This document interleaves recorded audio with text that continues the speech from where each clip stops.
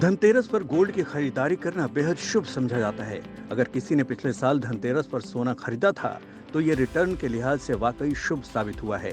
दरअसल पिछली दिवाली से अब तक सोने ने 20% का शानदार रिटर्न दिया है। कुछ यही उम्मीद अगले एक साल के लिए जताई जा रही है। Brokerage firm Motilal Oswal financial services यानी MOFS के मुताबिक इस समय घरेलू वायदा बाजार में सोना 60,000 रुपए प्रति 10 ग्राम से ज्यादा के स्तर पर ट्रेड कर रहा है। ऐसे में MOFS को सोने की कीमतों के आने वाले समय में 63,000 रुपए प्रति 10 ग्राम तक पहुंचने का अनुमान है। यही नहीं, गोल्ड निवेशकों को मीडियम टर्म में अच्छा रिटर्न मिलने की भी उम्मीद है।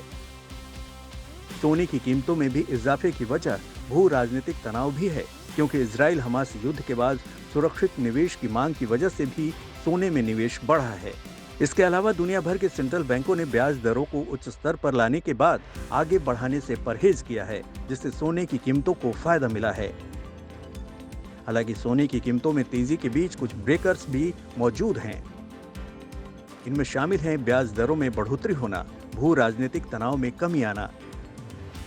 इन दोनों ही परिस्थितियों में सोने की कीमतों में तेजी का सिलसिला धीमा हो सकता है। वैसे भी इस साल ग्लोबल मार्केट में सोने की कीमतों में उतार चढ़ाव का भी माहौल बन रहा है। MOFS के मुताबिक इस साल की शुरुआत में वैश्विक स्तर पर सोना $2,070 के ऑल टाइम हाई पर पहुंच गया था।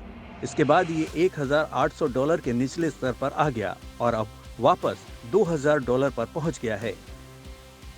वहीं अगर भारत की बात करें तो यहाँ पर त्योहारी सीजन और इसके बाद शादी ब्याह के मौसम की वजह से गोल्ड की भरपूर डिमांड बनी रह सकती है। इस बार तो आम ग्राहकों के साथ ही निवेशक भी मौका मिलते ही गोल्ड में इन्वेस्ट कर रहे हैं। इसकी एक वजह गोल्ड का निवेश सुरक्षित होने के साथ ही लॉन्ग टर्म में फायदेमंद होना भी है।